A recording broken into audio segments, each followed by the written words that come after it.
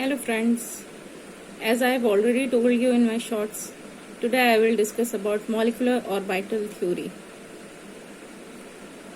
होता क्या है molecular orbital theory? ये क्या है?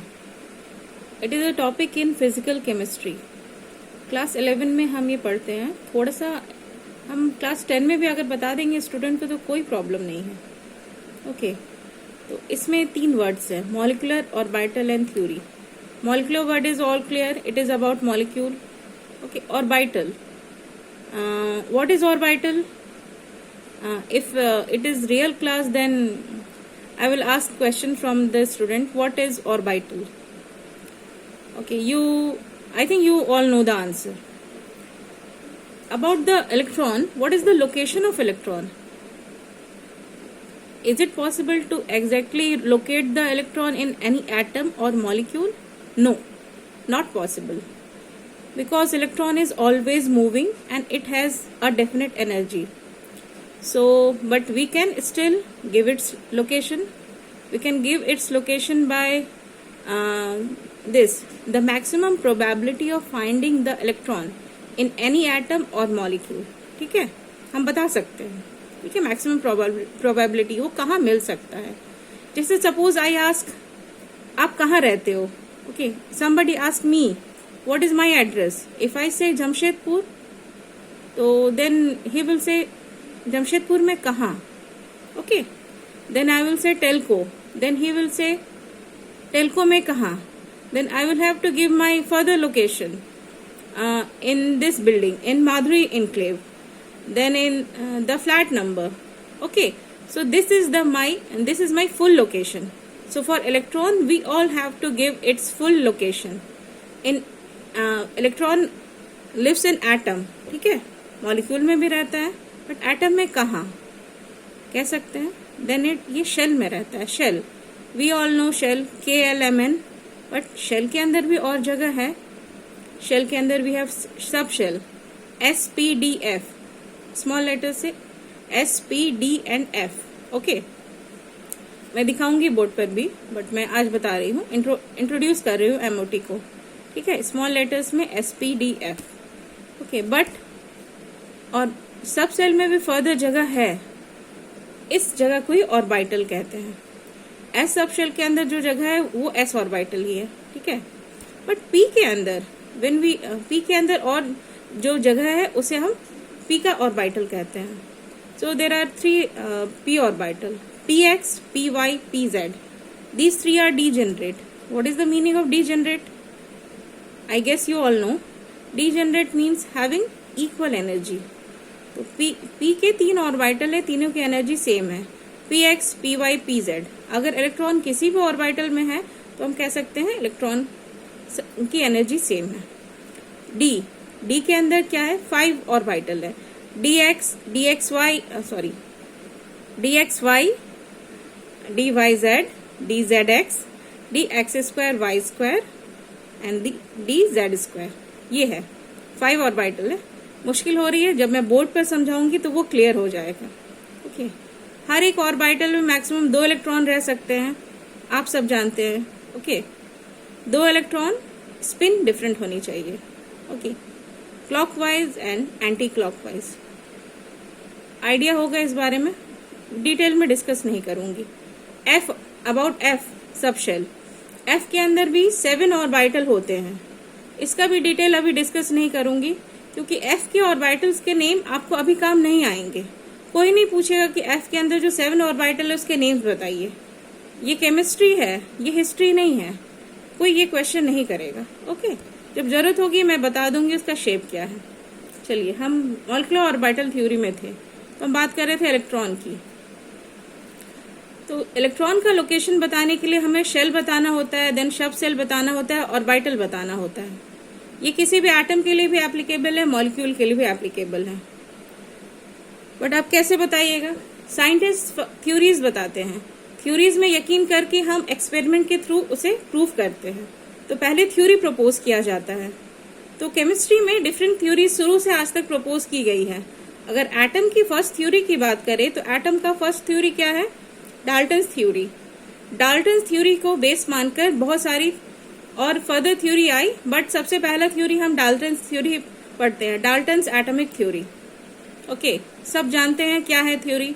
अकॉर्डिंग टू दिस, अब मैं डिटेल नहीं बताऊंगी, बट एक पॉइंट है जो मैं यहाँ मेंशन करना चाहती हूँ। ही सेड कि smallest particle of the matter is atom, but अब हम जानते हैं ना एटम डिविजिबल है, उसके और भी सब एटॉमिक पार्टिकल्स भी होते हैं, बट तब तो नहीं मालूम था। तो एट दैट टाइम जब डाल्टन ने ये थ्योरी प्रपोज की तब वो सही थी, ठीक है। सो डिफरेंट एरा में साइंटिस्ट ने डिफरेंट थ्योरी प्रपोज की। So according to the time जो भी एक्सपेरिमेंट हुआ उसके अकॉर्डिंग हम ये नहीं बोल सकते कि प्रीवियस थ्योरी पूरी रॉन्ग थी, बट एट दैट मोमेंट वो सही थी, बट बाद में वो धीरे धीरे प्रूफ होती गई कि उसके कुछ पॉइंट्स गलत थे। तो there are some limitations of all the theories. तो डाल्टन्स की थ्योरी में लिमिटेशंस थे तो और थ्योरी आई, फर्दर देन और थ्योरी आई। तो चलिए, जो हम डिस्कस कर रहे थे मॉलिक्यूलर ऑर्बिटल थ्योरी, थोड़ा सा एक और थ्योरी मैं डिस्कस करना चाहूंगी, वैलेंस बॉन्ड थ्योरी। अब बच्चे पूछ सकते हैं कि ma'am why you are discussing valence bond theory, आप तो एमओटी का इंट्रोडक्शन ले रही थी। बट एक्चुअली एमओटी वहां से स्टार्ट होती है जहां से वीबीटी खत्म होती है। It means there are some limitations of VBT जिसे करेक्टिफाई किया गया है एमओटी में, मॉलिक्यूलर ऑर्बिटल थ्योरी में। So anyone, what is VBT? इसका फुल फॉर्म है वैलेंस बॉन्ड थ्योरी। ओके, ये थ्योरी भी प्रपोज की गई थी अबाउट इलेक्ट्रॉन्स। एटम्स में इलेक्ट्रॉन्स कहाँ रहते हैं, ठीक है। जब एटम एक दूसरे से इंटरेक्ट करते हैं तो इलेक्ट्रॉन कहाँ जाते हैं, एटम के बीच में ओवरलैप होता है तो इलेक्ट्रॉन का नया क्या पोजीशन होता है, नया कहाँ क्या जगह होता है, नया क्या एनर्जी होती है, ये हम इस थ्योरी में डिस्कस करते हैं, ठीक है। इसमें ये भी डिस्कस करते हैं कि जब कोई नया मॉलिक्यूल बनता है तब क्या होता है इलेक्ट्रॉन का पोजीशन, वो किस ऑर्बिटल में जाता है, वो मॉलिक्यूल कौन सा शेप लेता है। तो हम ये नहीं कह सकते हैं कि वीबीटी सिर्फ पर्टिकुलर एटम के बारे में बात करता है। No, it talks about interaction of atom, ठीक है। ये मॉलिक्यूल की भी बात करता है। It talks about interaction of atoms in a molecule, ठीक है। तो हम भी अभी मॉलिक्यूल की बात कर रहे हैं, बट ये क्या है, ये छोटे छोटे एटम्स मॉलिक्यूल्स की बात किया है। अब जहाँ बड़े एटम्स की बात आती है, बड़े मॉलिक्यूल्स की बात आती है, बड़े कंपाउंड्स की बात आती है, तो एक और नया थ्योरी हमें इंट्रोड्यूस करना पड़ा। ऐसा नहीं था कि वीबीटी गलत थी, वीबीटी भी सही थी। वीबीटी के अकॉर्डिंग बहुत सारे मॉलिक्यूल्स एंड कंपाउंड्स, उनका shape, structure, size, magnetic moment सब कुछ सही था, बट कुछ कुछ बिहेवियर अलग आ रहा था। जैसे सपोज कोई अकॉर्डिंग टू वीबीटी कोई एलिमेंट, कोई कंपाउंड है जो डायमैग्नेटिक है, बट अकॉर्डिंग टू एक्सपेरिमेंट वो पैरामैग्नेटिक प्रूव हुई। तो हम नहीं प्रूव कर पा रहे थे कि वीबीटी से क्यों ये डायमैग्नेटिक है, एक्सपेरिमेंट के थ्रू ये क्यों पैरामैग्नेटिक है, ये प्रूव नहीं कर पाए।